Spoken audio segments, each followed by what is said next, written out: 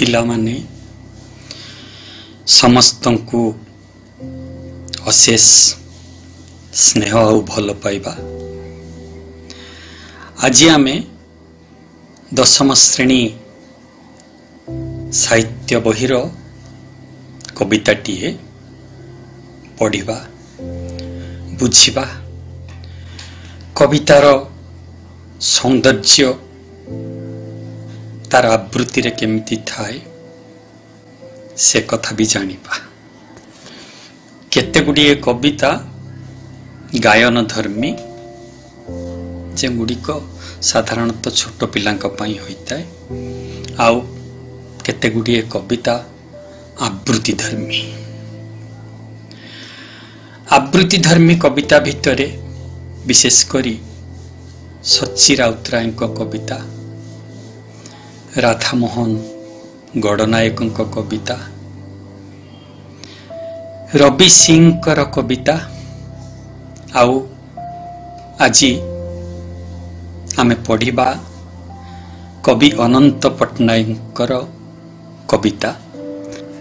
कवि अनंत पट्टनायक ये कविता जागबंधन हरा। ये कविता को तार ठीक आवृत्ति नदेले ए कविता तार उपयुक्त न्याय पाई परिबो नाही। तेबे ए कविता किछि बाट जाए आमे आवृत्ति करिबा।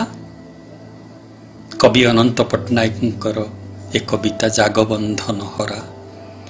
कवि अनंत पट्टनायक 1912 मसीहारू 1987 मसीहा पर्यंत कालखंड तांको जीवन काल तांको सारस्वत सर्जना को समय बक्षरे साहित्य रखी कालखंड ई समय टिकक। तेबे कविता आवृत्ति पूर्वर आगे कवि विषय रे किछि कथा जानिबा, कवितार पृष्ठभूमि जानिबा, तापरे कविता ऊपर को जिबा। खोर्धार चणाहाट आउ चणाहाटर चाणक्य कवि अनंत। हाँ, निष्पेषित ओ निरन्नर नियति तले नियार नमाज कवि अनंत पट्टनायक। सर्वहरार संतापरु संगलाप साउटी, दलितर दुर्विपाकरु दंशन तोली, मानविकतार मोहनीय अभियात्रा शोषण कषण विरोध रे युद्ध घोषणा करुथिबा कवि अनंत पट्टनायक। शब्दर साम्राज्य रे झलकाए अग्निकणा। लुहर लालित्य ओ जातनार जतिपात को नहीं संदीप्त तांक काव्य संकल्प ओ स्वप्नमुखर जीवनवादर प्रेमाभिषेक। ओडिशा माटी रे जातीयतावादर सश्रद्ध उच्चारण ओ समाजवादर आत्मिक शीर्षक अनंत नवजुग साहित्य संसदर आंदोलन जरिया रे जलाइथिले साम्यवादर लोहित दीपशिखा। अबांतर कविता पुस्तक पाई केंद्र साहित्य एकाडेमी पुरस्कार प्राप्त एही कविंकर रक्त शिखा, छाईर छिटा, अलोड़ा लोड़ा, शांति शिखा, किंचित आदि कविता संकलन तांको ज्वाला जर्जर प्राणर जुगचित आवेदन। कवि, संगठक, गाल्पिक, शिशु साहित्यिक, नाट्यकार तथा अनुवादक भावरे तांकर परिचय ए माटी रे जुगबंदित ओ अनुराग सांद्र। नवजुग साहित्य संसदर प्रथम अधिवेशन रे मालती चौधुरी द्वारा गान करा जाइथिबा संचित कविता जागबंधन हरा शोषण मुक्त और श्रेणीहीन व्यवस्थार प्रवर्तन तथा ମାନବବାଦର ଜୟଗାନରେ ମର୍ମସ୍ପନ୍ଦିତ। ପ୍ରତିପତ୍ତି ଓ ବିଳାସର ପ୍ରାଚୁର୍ଯ୍ୟ ବିସ୍ମରି ପ୍ରଗତିଶୀଳ ମାନବୀୟତାରେ ବିଭେଦ ଓ କଷଣହୀନ ମାନବ ଜାତିର ସଂସ୍ଥାପନା ପାଇଁ ତରୁଣ ପିଢ଼ିଙ୍କ ଉଦ୍ଦେଶ୍ୟରେ କବିଙ୍କ ଦୃପ୍ତ ଆବାହନୀ ଏହି କବିତାଟିରେ ଶାଣିତ, ସାବଲୀଳ ଓ ଉର୍ଜ୍ଜସ୍ୱଳ। ଏବେ ଆମେ କବିତାକୁ ଆସିବା। ପ୍ରଥମେ କବିତାର ଆବୃତ୍ତି। କିଛି ବାଟ ଯାଏ କବିତାଟିକୁ କେବଳ ପଢ଼ିବା ଆଉ ଶୁଣିବା। ନବୀନ ଯୁଗର ତରୁଣ ଜାଗରେ ଜାଗ ବନ୍ଧନ ହରା, ବକ୍ଷ ଶୋଣିତେ ଲକ୍ଷ ଜୀବନେ ଖେଳାଅ ଆଲୋକ ଧାରା। ନବୀନ ଯୁଗର ତରୁଣ ଜାଗରେ ଜାଗ ବନ୍ଧନ ହରା, ବକ୍ଷ ଶୋଣିତେ ଲକ୍ଷ ଜୀବନେ ଖେଳାଅ ଆଲୋକ ଧାରା। ଛିନ୍ନ କରରେ ବନ୍ଧନ ରାଜି କ୍ରନ୍ଦନ ହେଉ ଶେଷ, ଲୁପ୍ତ ହେଉରେ ଜାତି ଉପଜାତି ଖଣ୍ଡିତ ଶତ ଦେଶ। ମହାମାନବର ଶଙ୍ଖ ଶବଦେ ସମୁରେ ଦୁଃଖ ଜ୍ୱାଳା, ଜାଗ ବନ୍ଧନ ହରା। ମରଣ ଦୁଆରେ ଚରଣ ଅରପି ଗାଓରେ ଅମର ଗାନ, ପୋଛି ଦିଅ ଆଜି ମାନବ ଶିରସୁ ସଞ୍ଚିତ ଅପମାନ। ଲଙ୍ଘି ବନାନି ଶୈଳ ସାଗର ଚୂରରେ ତିମିର କାରା, ଜାଗ ବନ୍ଧନ ହରା। ମରୁ ପଥେ ପଥେ ନିର୍ଝର ସୃଜି ଯାତ୍ରା କର ହେ କର, ମରୁ ପଥେ ପଥେ ନିର୍ଝର ସୃଜି ଯାତ୍ରା କର ହେ କର। ସ୍ପନ୍ଦନ ବହି ଅନ୍ତରେ କୋଟି ପ୍ରଦୀପ ଉଚ୍ଚେ ଧର, ଶଙ୍କିତ ହେଉ କମ୍ପିତ ପ୍ରାଣେ ଚନ୍ଦ୍ର ତପନ ତାରା। ଜାଗ ବନ୍ଧନ ହରା, ଜାଗ ବନ୍ଧନ ହରା। ସନ୍ଧାନୀ ତବ ସନ୍ଧାନ ପଥେ କଣ୍ଟକ ଟେକେ ଶିର, ସମ୍ମୁଖେ ତବ କୁହେଳି ରଚଇ ମୋହ ମମତାର ନୀର। ଭିନ୍ନ କରି ସେ ତନ୍ଦ୍ରା ପରଶ ହସାଅ ଭୁବନ ସାରା, ଜାଗ ବନ୍ଧନ ହରା, ଜାଗ ବନ୍ଧନ ହରା। ଚିରି ଅତୀତର ଜୀର୍ଣ୍ଣ ଜୀବନ ଜାଗ ଆହେ ଭବିଷ୍ୟତ, ଚୂର୍ଣ୍ଣ କରୁରେ ସ୍ୟନ୍ଦନ ତବ ପୀଡ଼ନର ପରବତ। ଭାଜି ପଡ଼ୁ ଆଜି ଅର୍ଗଳ ରାଜି ଘେନ ବିଜୟର ମାଳା, ଜାଗ ବନ୍ଧନ ହରା, ଜାଗ ବନ୍ଧନ ହରା। ଏବେ এই କବିତାରେ ତରୁଣ ପିଢ଼ି ପାଇଁ କବିଙ୍କର ଦୃପ୍ତ ଆବାହନୀ। ତରୁଣର ଶୋଣିତରେ, ତରୁଣର ଶିରା ପ୍ରଶିରାରେ ଜାଗରଣର ମହାମନ୍ତ୍ର ଭରି ଦେବା ପାଇଁ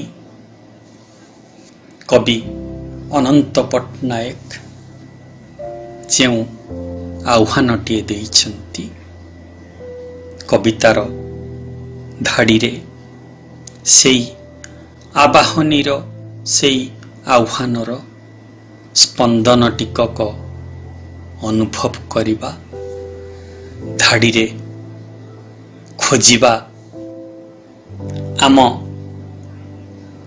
ସ୍ୱପ୍ନମୟ ଅଭିଯାତ୍ରାର ଆଲୋକରେଖା।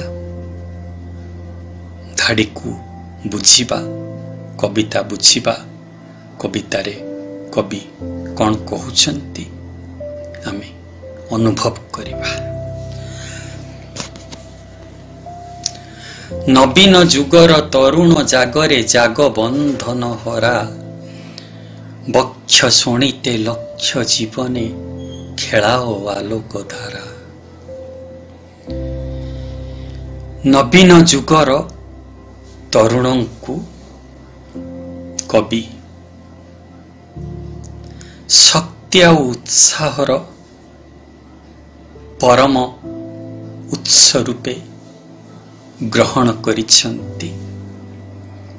ସେମାନଙ୍କୁ ବନ୍ଧନ ହରା ବୋଲି ସମ୍ବୋଧନ କରିଛନ୍ତି। କାରଣ ତରୁଣ ଅମିତ ଶକ୍ତିରେ ବଳିୟାନ, ଅମିତ ଉତ୍ସାହରେ ତେଜବନ୍ତ, ତା ଆଖିରେ ଅସୁମାରୀ ସ୍ୱପ୍ନର ଢେଉ, ତା ବପୁରେ ସବୁ କିଛି ଲଙ୍ଘି ଯିବାର ଅଦମ୍ୟ ଉତ୍ସାହ। ଏଇ ତରୁଣ ସମୟ, ତରୁଣ ବୟସ ହିଁ ସବୁଠାରୁ ଉର୍ଜ୍ଜସ୍ୱଳ, ସବୁଠାରୁ ଶକ୍ତିମାନ, ଶକ୍ତିବନ୍ତ ଆଉ ସବୁଠାରୁ ସମ୍ଭାବନାମୟ। ଯେଉଁ ତରୁଣ ସବୁ ପ୍ରକାର ଶୃଙ୍ଖଳକୁ ଭାଙ୍ଗି ଦେଇ, ଛିଣ୍ଡାଇ ଦେଇ ଆପଣାର ଲକ୍ଷ୍ୟସ୍ଥଳରେ ପହଞ୍ଚିବା ପାଇଁ ଅଦମ୍ୟ ଉତ୍ସାହ ଆଉ ଅଦମନୀୟ ଶକ୍ତି ନେଇ ଓହ୍ଲାଇପାରେ ରାସ୍ତାକୁ, ତାକୁ କୌଣସି ଶିକୁଳି, କୌଣସି ଶୃଙ୍ଖଳର ବନ୍ଧନ କେବେ ରୋକିପାରେ ନାହିଁ। ସେହି ତରୁଣମାନଙ୍କୁ କବି ବନ୍ଧନ ହରା ବୋଲି କହିଛନ୍ତି। କାରଣ ସେଇ ତରୁଣ ହିଁ ସବୁ ପ୍ରକାର ଶୃଙ୍ଖଳ, ସବୁ ପ୍ରକାର ଶିକୁଳି, ସବୁ ପ୍ରକାର ବନ୍ଧନରୁ ମୁକ୍ତ, ଗୋଟେ ନୀଳ ଆକାଶ ଆଡ଼କୁ ତାର ଉଡ଼ାଣ। ବକ୍ଷ ଶଣିତେ ଲକ୍ଷ ଜୀବନେ ଖେଳାଅ ଆଲୋକ ଧାରା। ବକ୍ଷ, ଛାତି, ଶୋଣିତ ରକ୍ତ, ଆପଣା ବକ୍ଷର ଶୋଣିତରେ, ଆପଣା ଛାତିର ରକ୍ତବିନ୍ଦୁରେ, ଲହୁ ଟୋପାରେ, ଅର୍ଥାତ୍ ଆପଣାର ସ୍ୱେଦ ଆଉ ଶ୍ରମରେ, ଆପଣାର ସ୍ୱପ୍ନ ଆଉ ପ୍ରୟାସରେ, ଅନ୍ଧାରରେ ଥିବା ଏ ମାଟିର ଲକ୍ଷ ଲକ୍ଷ ଜୀବନରେ ଆଲୋକ ଭରି ଦେବା ପାଇଁ ଆହ୍ୱାନ ଦେଇଛନ୍ତି କବି ତରୁଣ ପିଢ଼ିଙ୍କୁ। ଯେଉଁ ତରୁଣ ପିଢ଼ିକୁ ଅଟକାଇ ପାରେ ନାହିଁ କୌଣସି ବନ୍ଧନ, କୌଣସି ଶୃଙ୍ଖଳ, ସେମାନେ ହିଁ ଆଲୋକର ପରମ ଆବାହକ, ଆଲୋକର ପରମ ସୂତ୍ରଧର। ସେମାନେ ହିଁ ଏଇ ଅନ୍ଧକାରମୟ ମାଟିରେ ବୁହାଇ ଦେଇପାରିବେ ଆଲୋକର ଜାହ୍ନବୀ ଧାରା। କବି ସେଇ ତରୁଣମାନଙ୍କୁ ଆହ୍ୱାନ ଦେଇଛନ୍ତି, ଆପଣା ବକ୍ଷର ଲହୁ ଦେଇ, ଆପଣା ଛାତିରୁ ରକ୍ତ ନିଗାଡ଼ି, ଆପଣାର ସ୍ୱେଦ ଆଉ ଶ୍ରମରେ ଏଇ ଅନ୍ଧାରୀ ମୁଲକରେ ତୁମେ ଆଲୋକର ଧାରା ବୁହାଇ ଯାଅ, ଆଲୋକର ଧାରା ଖେଳାଇ ଦିଅ। ହେ ନବୀନ ଯୁଗର, ନୂତନ ଯୁଗର ତରୁଣ ପିଢ଼ି ମୋର।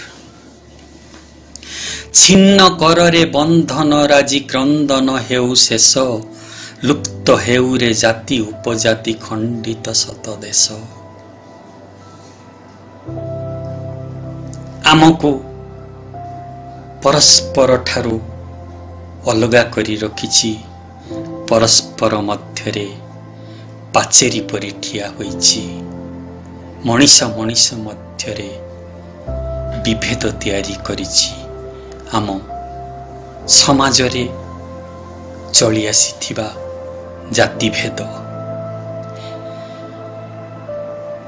ଗୋଟେ ଭିତ୍ତିହୀନ କୁସଂସ୍କାରକୁ, ପ୍ରଥାକୁ ଏଯାବତ୍ ମାନି ଆସି ଆମ ଏଇ ମାଟିର ମଣିଷ ପରସ୍ପର ମଧ୍ୟରେ ପରସ୍ପର ଠାରୁ ଅଲଗା ହୋଇଯାଇଛି। ଏଇ ଜାତିଭେଦ ତାକୁ ବିଭିନ୍ନ ଭାଗରେ ବିଭକ୍ତ କରିଦେଇଛି। ମଣିଷ विभिन्न जाति उपजाति रे निजर जीवन काटुची परस्पर सहित चिंताधारा बांटिबार परस्पर जीवनचर्या रे परस्पर सहयोग लोड़ीबार समस्त संभावना को दुर्बल करि देउची एई जातिभेद। कवि तरुण पीढ़ी को आह्वान देइछंती डाकरा देइछंती छिन्न कररे बंधन राजी क्रंदन हेउ शेष सब प्रकार बंधन को तुमे छिन्न करि दियो छिंडाई दियो सब प्रकार बंधन को निशेष कर एई माटीरू सब प्रकार श्रृंखल अपसरी जाऊ आउ जो श्रृंखल आम पाई आम ओठरे हस नुहे आखिरे लुह भरी देइछि एई माटीर मनीष मानंकु सदा सर्वदा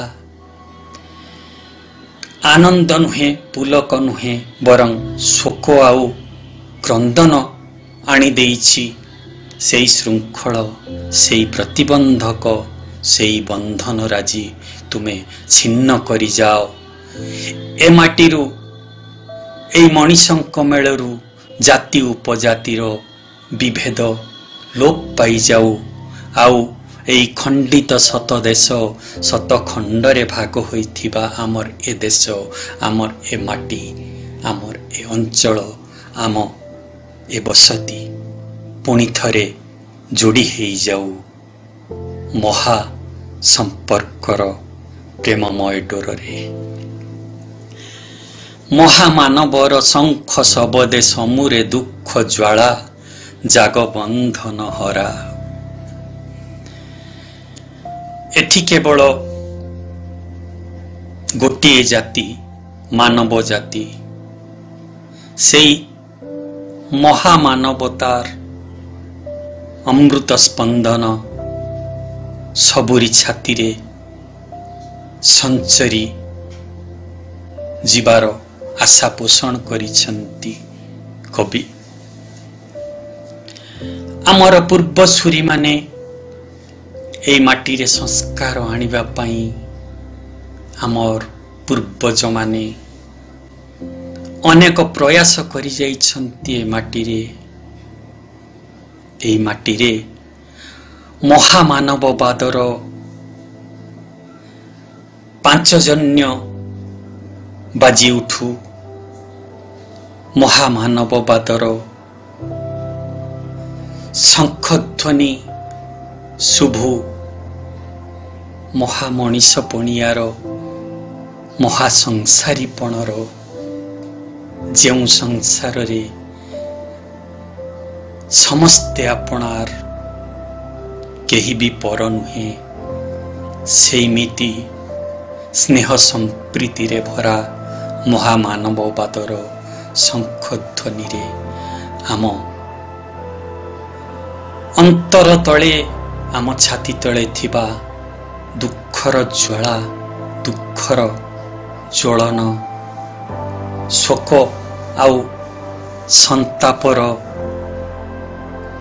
ज्वलनमय अग्निशिखा लिफि जाऊ से दुखर ज्वाला समू प्रशमित हेउ कमी जाऊ केउथिरे कमी जाऊ ना महामानवर शंख शबदे महा मानव एई माटी रे पुणी थरे विराजित हुअन्तु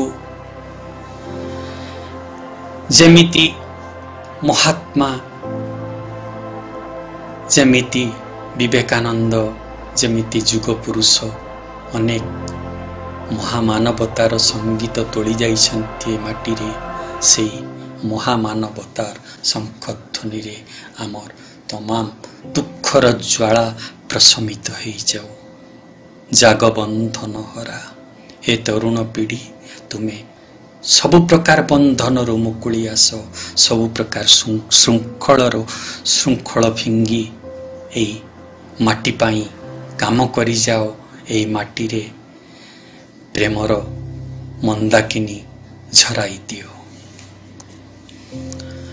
ମରଣ ଦୁଆରେ ଚରଣ ଅରପି ଗାଓରେ ଅମର ଗାନ, ପୋଛି ଦିଅ ଆଜି ମାନବ ଶିରସୁ ସଞ୍ଚିତ ଅପମାନ। ଲଙ୍ଘି ବନାନି ଶୈଳ ସାଗର, ଚୂରରେ ତିମିର କାରା, ଜାଗ ବନ୍ଧନ ହରା। କବି ତରୁଣ ପିଢ଼ିଠାରେ ଦେଖିଛନ୍ତି ଅପ୍ରମିତ ସମ୍ଭାବନାର, ଅପ୍ରମିତ ପ୍ରତିଶ୍ରୁତିର ନୂଆ ସକାଳ। ତରୁଣ ପିଢ଼ିକୁ କେବେ ମରଣର ଭୟ ପଛକୁ ଫେରାଇ ପାରିବ ନାହିଁ। ତରୁଣ ପିଢ଼ି ସବୁକିଛି ହାସଲ କରିଯିବ ନିଜ ଉଦ୍ଦାମତା, ନିଜ ଅଦମ୍ୟ ଶକ୍ତି ଓ ଉତ୍ସାହ ବଳରେ। କବି ଆହ୍ୱାନ କରିଛନ୍ତି, ଡାକରା ଦେଇଛନ୍ତି ତରୁଣ ପିଢ଼ିକୁ। ମରଣର ଦ୍ୱାରରେ, ମୃତ୍ୟୁର ଦ୍ୱାରରେ ପାଦ ଥାପି ତୁମେ ଅମୃତର ଗାନ ଗାଇଯାଅ। ମୃତ୍ୟୁକୁ ଜୟ କରି ଏ ମାଟିରୁ ମରଣକୁ ହରାଇ ଦେଇ ମରଣ ଉପରେ, ମୃତ୍ୟୁ ଉପରେ ଅମୃତର ବିଜୟ ଘୋଷଣା କର। ତୁମ କୀର୍ତ୍ତି, ତୁମର ଆଜିକାର ପ୍ରୟାସ ଚିରଦିନ ପାଇଁ ଏ ମାଟିରେ ଗୋଟେ ନୂଆ ଯୁଗ ଆଣିଦେଉ। ଏ ମାଟିର କପାଳରେ ନୂଆ ସକାଳର ଗୀତ ଲେଖିଯାଉ। ଯେଉଁ ମାଟିରେ ଶୋଷଣ ଆଉ କଷଣ ତଳେ ମଣିଷ ହରାଇ ସାରିଛି ନିଜର ମର୍ଯ୍ୟାଦା, ହରାଇ ସାରିଛି ନିଜର ସମ୍ମାନ। ଚିରକାଳ ଲାଞ୍ଛନା ଆଉ ଅପମାନର ଅନ୍ଧାର ଭିତରେ କାଳ କାଟୁଛି ମଣିଷ। ଚିରକାଳ ନିଷ୍ପେଷଣା ଆଉ ଶୋଷଣର ଶିକାର ହୋଇ ନର୍କ ପରି ଜୀବନ ବଞ୍ଚୁଛି ଏ ମାଟିର ମଣିଷ। ସେଇ ମାନବର ଶିରସୁ ଅର୍ଥାତ୍ ଏଇ ମାଟିର ମଣିଷର ମଥାରୁ ସେଇ ଅପମାନ ପୋଛି ଦେଇ ଆଜି ତାକୁ ତାର ସମ୍ମାନ, ତାର ଉପଯୁକ୍ତ ମର୍ଯ୍ୟାଦା ଫେରେଇ ଦିଅ। ସେଥିପାଇଁ ତୁମକୁ ହୁଏତ ମୃତ୍ୟୁ ସହିତ ଲଢ଼ିବାକୁ ପଡ଼ିପାରେ, ତେବେ ବି ମୃତ୍ୟୁ ତୁମର କିଛି କ୍ଷତି କରିପାରିବ ନାହିଁ। ନିଜ ଜୀବନକୁ ବାଜି ଲଗାଇ ମରଣର ଦୁଆରରେ ଚରଣ ଥାପି ତୁମେ ଅମୃତର ଗୀତ ଝରାଇ ଯାଅ ଏ ମାଟିରେ। ଏଇ ମାଟିର ମଣିଷମାନଙ୍କର ମଥାରୁ ପୋଛି ହେଇଯାଉ, ଲିଭିଯାଉ ଯେତେ ଯୁଗ ଯୁଗର ସଞ୍ଚିତ ଶୋଷଣ, କଷଣ ଆଉ ଅପମାନର କାଳିମା। ଲଙ୍ଘି ବନାନି ଶୈଳ ସାଗର, ଚୂରରେ ତିମିର କାରା। ତିମିର ଅନ୍ଧାର, ଚିରକାଳ ଶୋଷଣ, କଷଣ, ଅବହେଳା, ନିଷ୍ପେଷଣାର ଅନ୍ଧାର ଭିତରେ କାଳ କାଟୁଛି ଏ ମାଟିର ମଣିଷ। ସତେ ଯେମିତି ସେ ଅନ୍ଧାର ତା ପାଇଁ କାରାଗାର, ଆଉ ସେ କାରାଗାରରେ ସେ ଚିରକାଳ ବନ୍ଦୀ ହେବାର କପାଳ ନେଇ ଜନ୍ମ ନେଇଛି। କିନ୍ତୁ ବାସ୍ତବରେ ତାହା ତାର ନିୟତି ନୁହେଁ। ଏଇ ଯୁବପିଢ଼ି, ଏଇ ତରୁଣ ପିଢ଼ି ହିଁ ତାର ନିୟତିକୁ ବଦଳାଇ ଦେଇପାରିବେ। କାରଣ ତରୁଣଠାରେ ଅମାପ ଶକ୍ତି, ଅମିତ ତେଜ ଆଉ ଅଦମ୍ୟ ଚଲାପଥର ଉତ୍ସାହ କବି ଦେଖିଛନ୍ତି। ଯେଉଁ ତରୁଣକୁ କେହି କେବେ ରୋକିପାରେ ନାହିଁ ସେହି ତରୁଣ। ପାଦ ବଢ଼େଇ ଦେଲେ ସେ ସବୁ କିଛି ଲଙ୍ଘି ଯାଇପାରେ। ଲଙ୍ଘି ବନାନି ଶୈଳ ସାଗର, ତା ସାମ୍ନାରେ ପ୍ରତିବନ୍ଧକ ସାଜୁଥିବା ବନାନି ଗିରି ସାଗର ସବୁ କିଛି ସେ ଅତିକ୍ରମ କରି ଯାଇପାରେ। ତା ଆଗରେ ଦୁର୍ଭେଦ୍ୟ ପ୍ରାଚୀର ପରି ଛିଡ଼ା ହେଉଥିବା ଯେତେ ପ୍ରତିବନ୍ଧକ, ଯେତେ ଘନଘୋର ଜଙ୍ଗଲ, ଯେତେ ଆକାଶ ଛୁଆଁ ପର୍ବତ, ଯେତେ ଗଭୀରରୁ ଗଭୀରତର ସାଗର, ସବୁକୁ ସେ ଅତିକ୍ରମ କରି ନିଜ ସଫଳତାର ପାହାଚରେ ପହଞ୍ଚି ଯାଇପାରେ।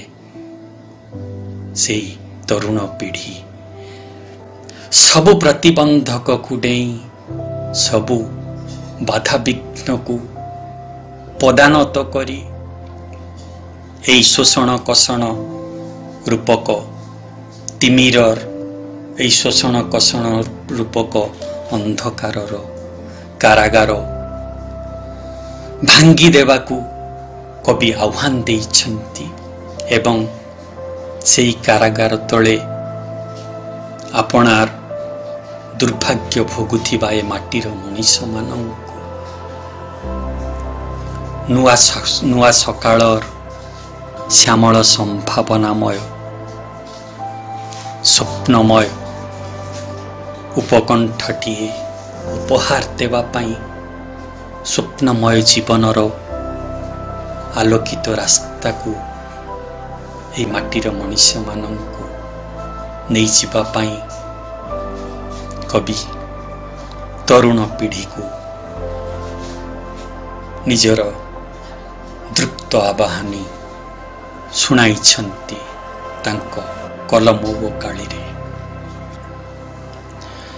ମରୁ ପଥେ ପଥେ ନିର୍ଝର ସୃଜି ଯାତ୍ରା କର ହେ କର, ସ୍ପନ୍ଦନ ବହି ଅନ୍ତରେ କୋଟି ପ୍ରଦୀପ ଉଚ୍ଚେଧର, ଶଙ୍କିତ ହେଉ କମ୍ପିତ ପ୍ରାଣେ ଚନ୍ଦ୍ର ତପନ ତାରା, ଜାଗ ବନ୍ଧନ ହରା। ତରୁଣ ପିଢ଼ି ଅସମ୍ଭବକୁ ବି ସମ୍ଭବ କରି ଦେଖାଏ।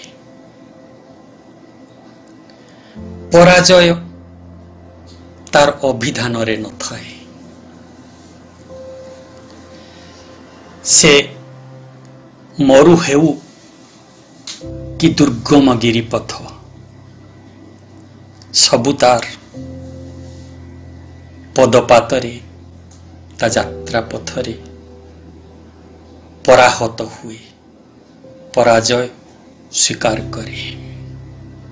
ତରୁଣ ପିଢ଼ି ମରୁଭୂମିରେ ବି ନିର୍ଝର ସୃଜିପାରେ, ଦୁଃଖର ମରୁରେ ବି, ସନ୍ତାପର ମରୁରେ ବି ପୁଲକ ଆଉ ପ୍ରେମର ନିର୍ଝର ବୁହାଇପାରେ ତରୁଣ ପିଢ଼ି। କବି କହୁଛନ୍ତି ମରୁ ପଥେ ପଥେ ନିର୍ଝର ସୃଜି। ଆମ ଯାତ୍ରା ପଥରେ ସବୁଠି ନଥାଏ ଶସ୍ୟ ଶ୍ୟାମଳ ସ୍ୱପ୍ନର ଇଲାକା, ସବୁଠି ନଥାଏ ସବୁକିଛି ଉପଲବ୍ଧ ହେବାର, ସବୁକିଛି ମିଳୁଥିବା ପ୍ରାଚୁର୍ଯ୍ୟମୟ ପରିସର। ଆମ ଯାତ୍ରା ପଥରେ ହୁଏତ କିଛି ବି ନଥିବାର ମରୁଭୂମି ସାମ୍ନାକୁ ଆସିପାରେ, ତେବେ ସେଇ ମରୁପଥରେ ବି ତୁମେ ସୃଜିଯାଅ, ସର୍ଜନ କରିଯାଅ, ନିର୍ଝର ବୁହାଇଯାଅ ନିର୍ମଳ ଝରଣାର ଧାର। ମରୁପଥର ମରୁଭୂମି ଅଞ୍ଚଳର ମରୁଭୂମିରେ ଜୀବନ କାଟୁଥିବା ମଣିଷର ତୃଷ୍ଣାକୁ ଲିଭାଇ ଦିଅ ତୁମ ନିର୍ଝର ଶୀତଳ ଧାରାରେ, ଅର୍ଥାତ୍ ଦୁଃଖ ଆଉ ସନ୍ତାପର ମରୁଭୂମିରେ ତୁମେ ପୁଲକ ଓ ମମତାର ନିର୍ଝର ଝରାଇ ଯାଅ। ଆଉ ଏଇ ମରୁପଥ ବି, ଏଇ ମରୁଭୂମି ବି ତୁମ ଯାତ୍ରାକୁ ଅଟକାଇ ନଦେଉ, ବନ୍ଦ କରି ନଦେଉ। ମରୁପଥରେ ତୁମେ ନିର୍ଝର ରଚନା କରି ଆପଣାର ଯାତ୍ରା ପଥରେ ଆଗେଇ ଚାଲ। ସ୍ପନ୍ଦନ ବହି ଅନ୍ତରେ କୋଟି ପ୍ରଦୀପ ଉଚ୍ଚେ ଧର। ତୁମ ଅନ୍ତର ତଳେ ପ୍ରତିଧ୍ୱନିତ ହେଉ କୋଟି ଜନତାର ସ୍ପନ୍ଦନ। ତୁମ ଅନ୍ତର ତଳେ ଝଙ୍କୃତ ହେଉ କୋଟି ଜନତାର ସ୍ୱପ୍ନ। ସେଇ କୋଟି ଜନତାର ସ୍ପନ୍ଦନ ଆଉ ସ୍ୱପ୍ନକୁ ଧାରଣ କରି, କୋଟି ଜନତାର ବକ୍ଷର ସ୍ପନ୍ଦନକୁ ଆପଣା ବକ୍ଷରେ ଧାରଣ କରି ତୁମେ ପ୍ରଗତିର ପ୍ରଦୀପକୁ, ପ୍ରଦୀପ ଉଚ୍ଚେ ଧର। ସେଇ ପ୍ରଗତିର ପ୍ରଦୀପକୁ, ଏ ମାଟିକୁ ସ୍ୱପ୍ନର ସକାଳଟିଏ ଓହ୍ଲାଇ ଆଣିବା ପାଇଁ ଯେଉଁ ବଜ୍ର ଶପଥ କରିଛ, ସେଇ ସ୍ୱପ୍ନର ପ୍ରଦୀପକୁ ସଦାକାଳ ଉଚ୍ଚ କରି ଧର। ତାକୁ କେବେ ଅବନତ ହେବାକୁ ଦିଅ ନାହିଁ। ସେଇ ପ୍ରଦୀପର ଉଜ୍ଜ୍ୱଳତାରେ, ସେଇ ପ୍ରଦୀପର ଜାଜ୍ୱଲ୍ୟମାନତାରେ, ସେଇ ପ୍ରଦୀପର ଆଭାରେ ହୁଏତ ମଳିନ ଦିଶିବେ ଚନ୍ଦ୍ର ତପନ ତାରା, ଚନ୍ଦ୍ର ସୂର୍ଯ୍ୟ ଆଉ ତାରା। ସେଇ ପ୍ରଦୀପର ଆଭା ନିକଟରେ ମଳିନ ପଡ଼ିଯାଆନ୍ତୁ, ସେମାନଙ୍କ ଠାରୁ ବି ଆହୁରି ଉଜ୍ଜ୍ୱଳ ହୋଇ ଉଠୁ, ଆହୁରି ଆଭାମୟ ହୋଇ ଉଠୁ ସେ ପ୍ରଦୀପର ଶିଖା। ସେଇ ପ୍ରଗତି ରୂପୀ ସେଇ ସମ୍ଭାବନାମୟ ସକାଳ ଆଣିବାକୁ ସ୍ୱପ୍ନ ଦେଖୁଥିବା ପ୍ରଗତି ରୂପୀ ପ୍ରଦୀପର ଶିଖା ତୁମ ଅଭିଯାତ୍ରାକୁ ଆଲୋକିତ କରୁ। ଯେଉଁ ଶିଖାର ଆଭାରେ ଚନ୍ଦ୍ର ତପନ ତାରା ବି ଶଙ୍କିତ ହୁଅନ୍ତୁ, ତାଙ୍କ ପ୍ରାଣରେ ବି ଶଙ୍କା ତୋଳି ଯାଉ, ତାଙ୍କ କମ୍ପିତ ପ୍ରାଣରେ ଶଙ୍କାଜନିତ କମ୍ପନ ତୋଳି ଯାଉ। ସେଇ ପ୍ରଦୀପର ଉଜ୍ଜ୍ୱଳତା, ପ୍ରଦୀପର ବିଭାମୟ ଆଭା। ସନ୍ଧାନୀ ତବ ସନ୍ଧାନ ପଥେ କଣ୍ଟକ ଟେକେ ଶିର, ସମ୍ମୁଖେ ତବ କୁହେଳି ରଚଇ ମୋହ ମମତାର ନୀର। ଭିନ୍ନ କରି ସେ ତନ୍ଦ୍ରା ପରଶ, ହସାଅ ଭୁବନ ସାରା, ଜାଗ ବନ୍ଧନ ହରା। ତରୁଣ ପିଢ଼ି ସର୍ବଦା ସନ୍ଧାନ ମନସ୍କ, ସର୍ବଦା ସତ୍ୟର ଅନ୍ୱେଷୀ। କବି ତରୁଣ ପିଢ଼ିଙ୍କୁ ସନ୍ଧାନୀ ବୋଲି କହିଛନ୍ତି, ଯାହାର ଅଭିଯାତ୍ରାରେ ସବୁ ପ୍ରତିବନ୍ଧକ ଦୂର ହୋଇ ସତ୍ୟର ସନ୍ଧାନ ହିଁ ଘଟିଥାଏ, ଯାହାର ପ୍ରଚେଷ୍ଟା ଅନ୍ଧକାରରେ ସକାଳର ସନ୍ଧାନ କରେ, ଆଲୁଅ ଆଣିଦିଏ। ଏଇ ଯାତ୍ରାପଥ ଏତେ ସହଜ ନୁହେଁ। ଏଇ ଯାତ୍ରାପଥରେ କେତେଥର ପାଦ ରକ୍ତାକ୍ତ ହୁଏ, ପାଦରେ କଣ୍ଟା ଫୁଟେ। ଏଇ ଯାତ୍ରାପଥ ଫୁଲମୟ, ଫୁଲ ଭରା ପଥ ନୁହେଁ। ଏଇ ଯାତ୍ରା ପଥରେ ଅନେକ ଆଘାତ, ଅନେକ ପ୍ରତିବନ୍ଧକ, ଅନେକ କଣ୍ଟା। ଗୋଟେ କବିତା ଅଛି, କଣ୍ଟକ ଯେତେ ପକାଇଲେ ପଥେ ଯେତେରେ ଜାଳିଲେ ନିଆଁ, ମୃଦୁ ହାସ ତଳେ ପଜାଇଲେ ଛୁରୀ, ସହିଲା ପାଷାଣ ହିଆ। ହେ ତରୁଣ ପିଢ଼ି, ହେ ନବସନ୍ଧାନୀ, ତୁମର ପଥରେ ଫୁଲ ନୁହେଁ ଶିର ଟେକିଛି କଣ୍ଟକ।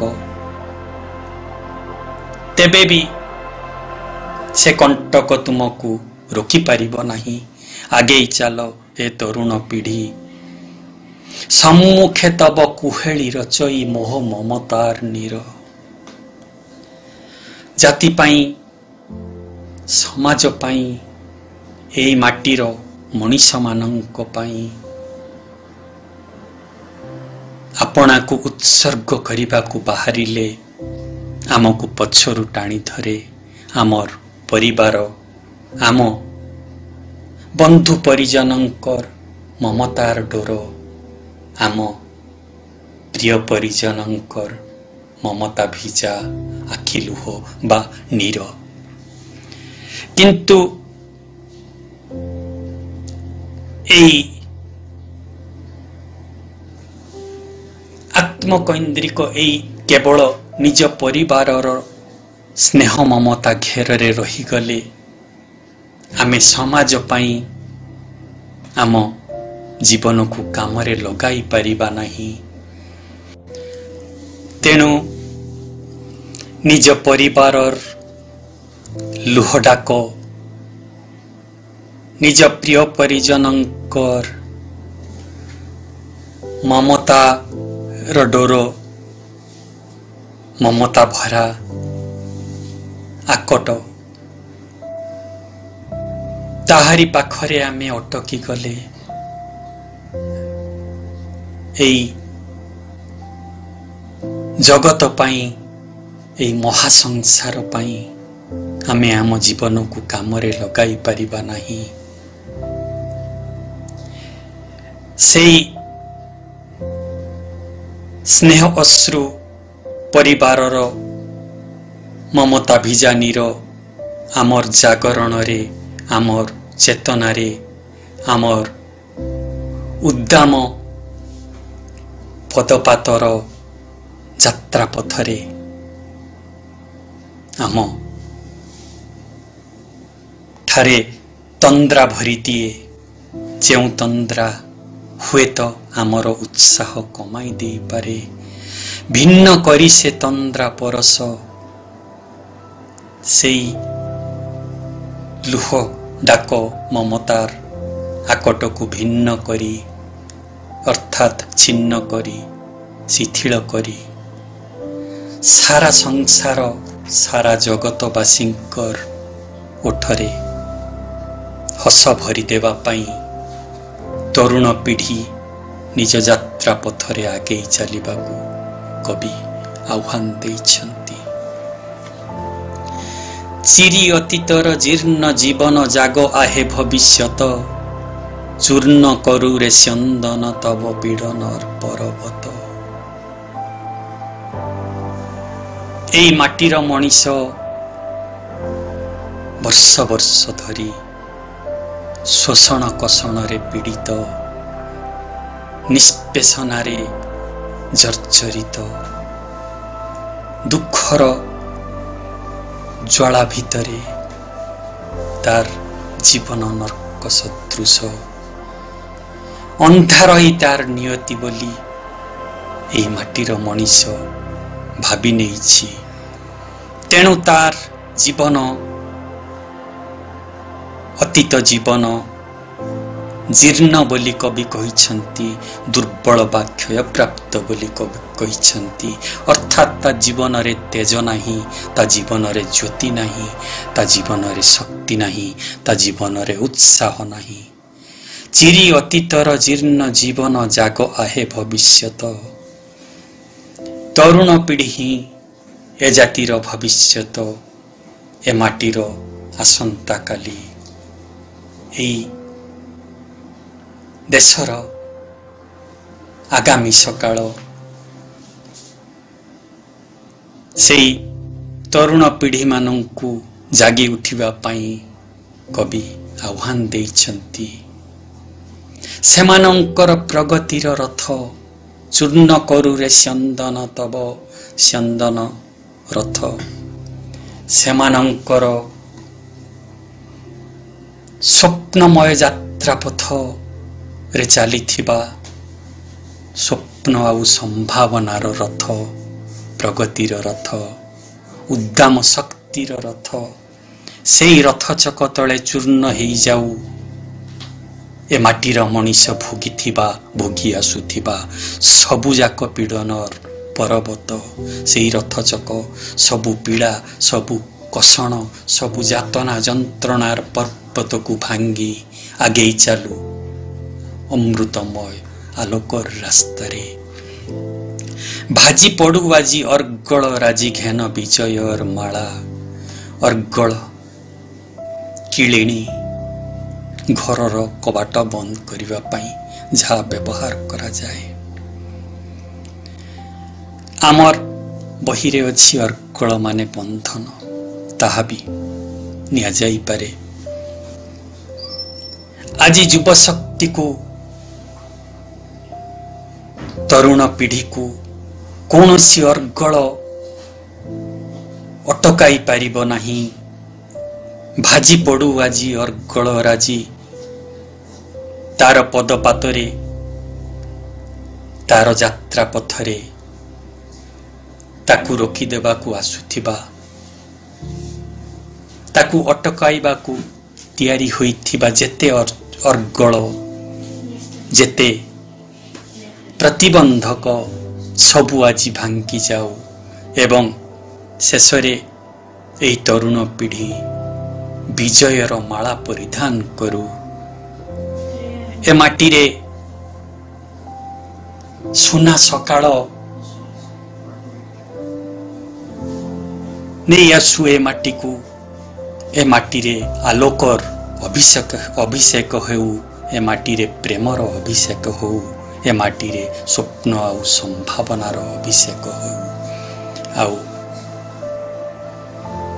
ସବୁ ପ୍ରକାର ଅନ୍ଧାରକୁ ଦୂରୀଭୂତ କରି, ଅନ୍ଧାରକୁ ପରାସ୍ତ କରି, ସବୁ ପ୍ରକାର ଶୋଷଣ କଷଣକୁ ପରାହତ କରି ତରୁଣ ପିଢ଼ି ବିଜୟର ମାଳା ପରିଧାନ କରୁ।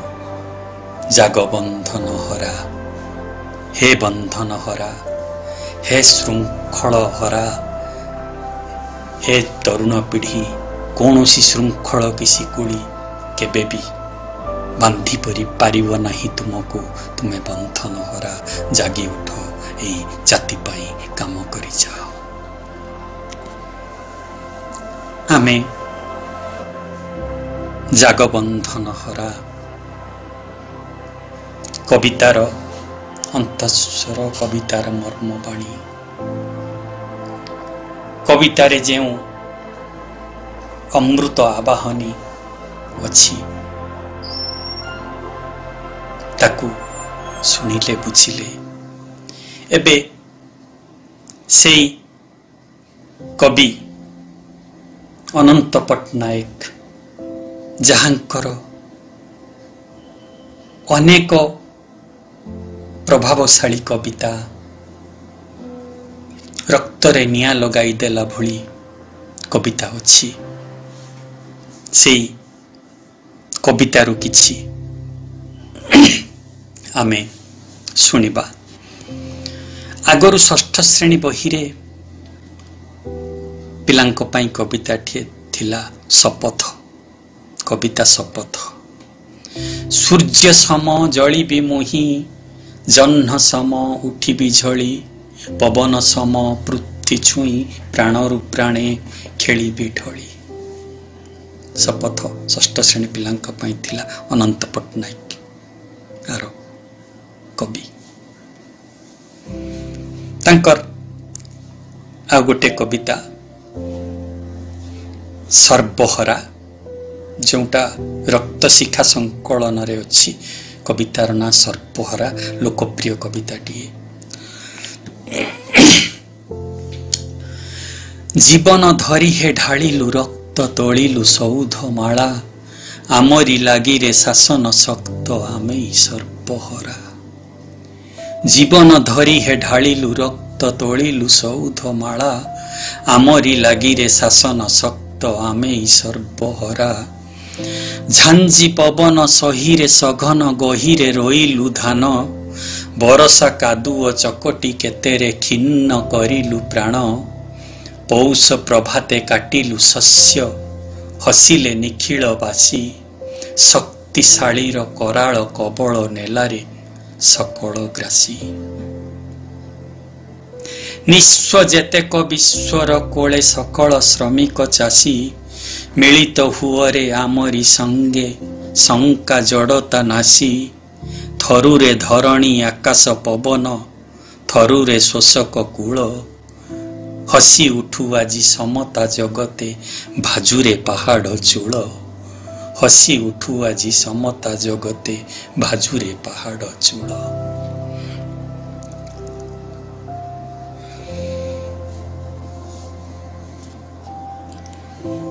तांकर आउ गोटे कवितार अंश कविता स्वप्न देखुछि कविता संकलन किंचित इटा निया जाइछि कविता संकलन किंचित कविता स्वप्न देखु सेई जाति रे मु जन्म लभिछि परा जे जाति जीवन पासर जाइछि हस नयने जहार असरा अश्रु भरा हृदय शिलारे निगुढ़े फरुछि रस केशने कहूच स्वप्न करिबी पेशा स्वप्न कहानी शून्य झुलिछि काहीं मृत्यु नीलिमा भग्न देहे मनेशा अन्न मुठीर परिधि मापे जे हाई अनंत पट्टनायकंकर आउ गोटे चमत्कार कविता झररे रुधिर कविता संकलन किंचित यह उद्धृत निया जाइछि कविता झररे रुधिर झररे अधीर हृदय रुधिर झररे झर धारा शिरा बण झरणु बलितु भसाई नियरे धरणी तल झररे रुधिर झररे झर लोड़ा नुहे आजी रुद्ध मनर दग्ध श्वासर करुण कथा लोड़ा नुहे आजी अर्घ्य दीपाली भीरु नयनर सिक्त पता गर्भ भेदी जे तामसी निशिर आनिला नवीन जीवन रीति लोड़े से आजिरे मुकुला प्राणर शोणित पखला पागल गीति पथे पथे तार सजाई दियरे हृदय जबार छिन्न दल झररे रुधिर झररे झर झरी जाऊ खरे दुख प्रसरे नीरव शोचना नयन जल झररे रुधिर झररे झर मृत्युर जले पहरी पहरी तोले जे तो लागी रक्त कई कृष्ण नागर दंशने से कि पड़िब नई रे पड़िब नई तुषारे तुषारे शस्यर हास नग्न उषार रक्त प्रयास स्वप्न विफल फुटाइला जेहु शिल्पी सृजनी तुलिका बही झरी जा लहुम झरी जा पुलके जन्मभूमिर जीवन पथे जंजीर शत खसुम जातिर चलु से मातीरे सृजन रथे शांति आमदे आनी दिय जेते शाश्वत शत सख्य बल झररे रुधिर अधीरे झर अश्रु सागरे अग्नि बाणी तु अंतरे मोर जलरे जल कविंकर आ गोटे कविता संवाद कवितार ना संवाद से किंचित संकलनर कविता इतिहास मरे इतिहास उठे जी देहरे देहरे जमे सभ्यता मळी सखिल तुच्छ गोलाप गुच्छ हाय युद्धर भय शांतिर भय घारे पिचु रास्तारे केते जन्हर कली सखिल सत्य सबु असत्य राय सोफारे सोफारे शून्य तोफान आहा बादशाही व्यथा बरा गुलुगुला मय ଲଙ୍ଗଳ ମୁନେ କାହିଁ ରକ୍ ଏନ୍ ରୋଲ୍ ଶତ ସଂଶୟ ମୁକ୍ତ ମୁଁ ମଧୁହାରୀ ଶତ ଦ୍ୱନ୍ଦ୍ୱରେ ସୃଷ୍ଟିର ଅବଲୟ ସଖିଲ ଚିତ୍ତ ରସ ରଙ୍ଗରେ ଖୋଲ ତୁଚ୍ଛ ନୁହେଲ ଗୋଲାପ ଗୁଚ୍ଛ ହାୟ ବାସିରେ ସଜରେ ଅଶ୍ରୁର ସମବାୟ। ଆଉ ଗୋଟିଏ କବିତା ଏଇ ଶରତର ସକାଳ ଉଖାରି ଦେଲି ଏଇ ଶରତର ସକାଳ ଉଖାରି ଦେଲି ସୂର୍ଯ୍ୟ ବୁକୁରେ ପାଉଁଶ ହେଇଛି ଜମା କେତେ ନିଶ୍ୱାସେ ନୀଳ ଆକାଶର ଚୂଳେ କୁଟିଳ ହସର ଲହଡ଼ି ହାଣୁଛି ଫଣା ମନ୍ତ୍ରୀ ମଟର ଚାଲିଯାଏ ସଡ଼କରେ ସୁନେଲି କିରଣେ ସ୍ୱଥା ସପନର ତେଜ ମଉଳା ପ୍ରୀତିର ଆଖିରେ କାକରି ଭାଷା କେଉଁ ସୁନାଗୋରି ଗୋଟାଏ କୁହୁଡ଼ି ସେଜ ଆକାଶ ଦୀପରେ ଦଗ୍ଧ ବଳିତା ହସ ଜରତି ଆଶାର ହବିଷେ ଆଇଁଷ ବ୍ୟଥା ହାଡ଼ର ଗୁହାରେ ବାଘୁଣୀ ଯେ ମତୁଆଳି ଅଳକା ପୁରୀରେ କିନ୍ନରୀ କୁଟେ ମଥା ଅଳକା ପୁରୀରେ କିନ୍ନରୀ କୁଟେ ମଥା। କବିଙ୍କର ଆଉ ଗୋଟେ ଲୋକପ୍ରିୟ କବିତା ନିଜ ବନ୍ଦନା ପଢ଼େ ଏଟା ଅଲୋଡ଼ା ଲୋଡ଼ା ସଂକଳନରେ ଅଛି। ନିଜ ବନ୍ଦନା ପଢ଼େ ସଜନୀରେ ନିଜ ବନ୍ଦନା ପଢ଼େ ରଶ୍ମି ଲୁଳିତ ରସ ଉତ୍ସବେ ଝୁମି ଝୁମି ଆଜି ପ୍ରୀତି ସଞ୍ଜରେ ନବ ତୃଷ୍ଣାର ଝଡ଼େ ନିଜ ବନ୍ଦନା ପଢ଼େ ତମେ କି ଜାଣୁଛ ସେ ପାଖେ ଖଡ୍ଗ ଏ ପାଖେ ଅଶ୍ରୁଧାରା ପଶ୍ଚାତେ ନାଚେ ମରୁ ସମ୍ମୁଖେ ଥରେ ଘନ କୁଜ୍ଝଟି ରଣ ଉଜ୍ଜାନ ତାରା ଧୀରେ ଅସ୍ଥିରେ ହୃଦ ବସ୍ତିରେ ବୁଲେ ନିର୍ଭୀକ ବୋଧିକଳ୍ପର ତରୁ ବୁଲେ ନିର୍ଭୀକ ବୋଧିକଳ୍ପର ତରୁ। ଏମିତି ଅନେକ ଆବୃତ୍ତି ଧର୍ମୀ ସ୍ୱଣିତରେ ଅଗ୍ନିସ୍ଫୁଲିଙ୍ଗ